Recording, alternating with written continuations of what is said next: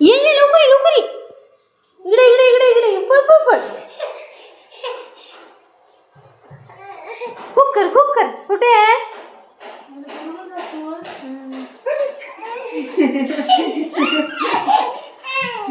तू लप तू लप. पळ पळ पळ पळ.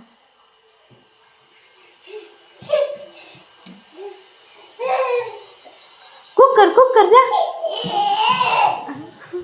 कुकर जा, कुकर जा. कुकर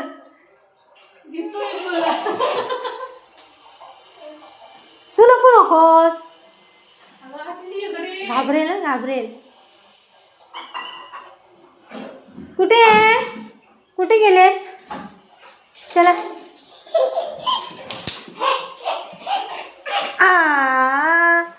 पडलास जा.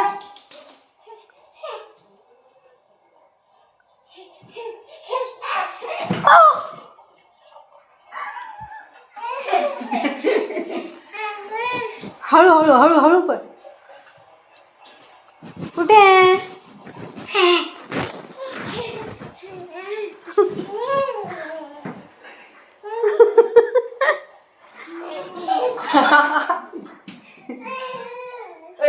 मला का मारलं?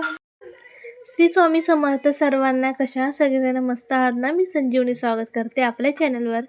तर इथे ना दीदीचं आल्यापासून स्वामीची ना खूप मजा झाली आहे. फिरायला पण खूप भेटतं आणि मस्ती वगैरे खूप चालली आहे. आणि इथे दीदीचा रूम मोठा असल्यामुळे ना खूप मस्ती वगैरे करत असतो. आणि इथे भाऊजी आणि स्वामी लपाछपी खेळत होते आणि छान स्वामी मस्ती करत होता. त्याच्यानंतर मी इथे ना स्वयंपाक बनवायला सुरुवात केली होती. दीदी सलूनला गेली आणि मी संध्याकाळसाठी मटर पुलाव असं बनवायचं ठरवलं होतं. अचानक रील बघता बघता श्री आणि मी रील बघत होतो, तर आम्हाला मटर पुलावचा एक व्हिडिओ आला आणि त्याच्यानंतर आम्हाला अचानक वाटलं आपण पण बनवूया. त्याच्या अगोदर पहिल्यांदा कुकरला डाळ लावून घेतली, कारण त्याच कुकरमध्ये मला पुलाव बनवायचा होता. आणि कुकरला डाळ लावून घेतली.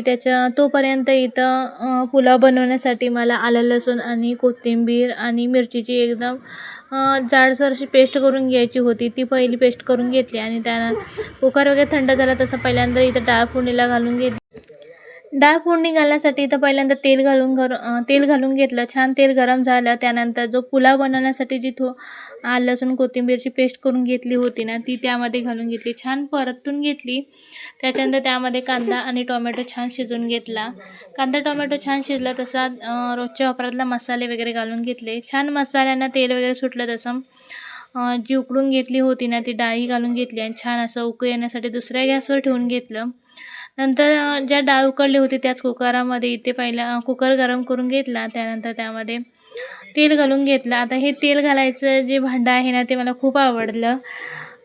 त्यानंतर तेल गरम करून झालं. त्यामध्ये बाकी काही घातलं नाही, फक्त थोडासा दालचिनीचा तुकडा घातला आणि कांदा वगैरे घालून घेतला.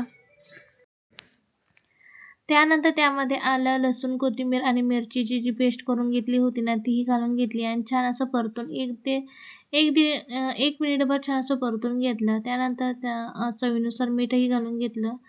छान परतून घेतलं आणि त्यानंतर त्यामध्ये घातले ओले मटार घालून घेतले आणि त्यांना 1-2 मिनटं पुन्हा छान असं परतून घेतलं. 1-2 मिनटं परतून झाल्यानंतर धुवून घेतलेलं त्यामध्ये तांदूळ घालून घेतला आणि छान सर्व मिक्स करून घेतलं. त्यानंतर पाहिजे तेवढं पाणीही घालून घेतलं आणि थोडं वरून 1 चमचा तूप घालून घेतला आणि मंद गॅसवर 2 शिट्ट्या काढून छान असं भात असा शिजून घेतला होता. त्याच्यानंतर मग जेवण वगैरे आम्ही करून घेतलं आणि थोडीफार स्वामीची इथं मस्ती चालली होती. बराच वेळ झाला होता आणि मला रात्री हेअरकट करायचा होता, पण स्वामी काय झोपत नव्हता. स्वामी झोपण्याची वाट बघितली पण स्वामी काय झोपला नाही. तसंच आम्ही हेअरकट करायला घेतलं, पण स्वामीने काय मला हेअरकट करायला दिला नव्हता. त्यामुळे परत स्वामीला वगैरे झोपवलं आणि असं झोपेपर्यंत आम्हाला 12:30 होऊन गेले होते. आणि इथे दीदी आल्यामुळे झोपण्याचं पण बंधन नाही आणि उठण्याचं पण काही वगैरे बंधन नसल्यामुळे आम्ही निवांत रात्रीच्या खूप वेळ गप्पा वगैरे मारत असं राहतो. आणि इथे छान असं माझा दीदी हेअरकट करत होती. ह्यावेळी माझे हेअर खूप असे केस गळत वगैरे होते, त्यामुळे मला खूप असा कंटाळा आला होता. मी दीदीला सांगितलं होतं माझे बारीक एकदम हेअर कट करून टाक. मला खूपच कंटाळा वगैरे आला आहे म्हणून. त्यामुळे इथं मी लेअर कट केला होता. माझा अगोदरपणचा लेअर कट असल्यामुळे ना दीदीने मला बोलली होती, "तुला लेअर कटच छान दिसतो, त्यामुळे लेअर कटच करूया" म्हणून. लेअर कट करून झाला होता, पण मला जे केस केले होते ना, त्याच्यापेक्षा छोटे केस करायचे होते.